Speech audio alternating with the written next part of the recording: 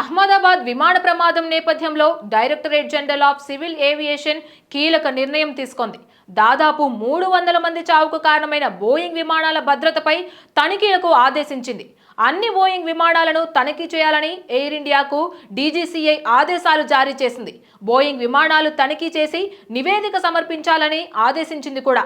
DGCI ఆదేశాలతో Tata group ఆధ్వర్యంలోని air India airlines చర్యలు ప్రారంభించింది. తమ దగ్గర ఉన్న బోయింగ్ విమానాలను ఆడిట్ చేస్తోంది. అన్ని 787 సిరీస్ బోయింగ్ విమానాల భద్రత ప్రమాణాలను ప్రత్యేకంగా తనిఖీ చేస్తోంది. అనంతరం రిపోర్టును డీజీఏసీకి అందజేయనుంది ఎయిర్ ఇండియా.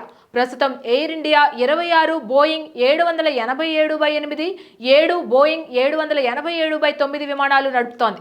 డీజీసీఐ ఆదేశాల మేరకు ఈ అన్ని విమానాల భద్రతా ప్రమాణాలను తనిఖీ చేసి డీజీసీఐకు రిపోర్ట్ ఇవ్వనుంది. గుజరాత్లో ఘోర విమాన ప్రమాదం జరిగిన విషయం తెలిసిందే. అహ్మదాబాద్లోని సర్దార్ వల్లభాయ్ పటేల్ అంతర్జాతీయ విమానాశ్రయ సమీపంలోని మేఘాని ప్రాంతంలో చెట్టును ఢీకొని ఎయిర్ ఇండియా విమానం కుప్పకూలిపోయింది.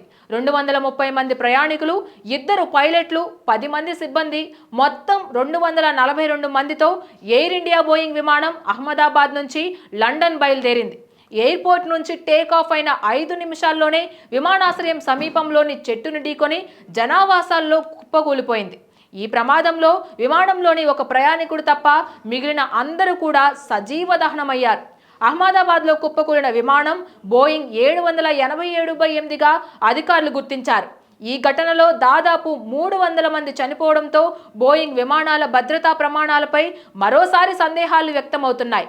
ప్రమాదాలకు కేర్ ఆఫ్గా మారుతున్న బోయింగ్ విమానాల భద్రతపై నివేదిక అందజేయాలని డీజీసీఐ ఎయిర్లైన్ సంస్థను ఆదేశించింది.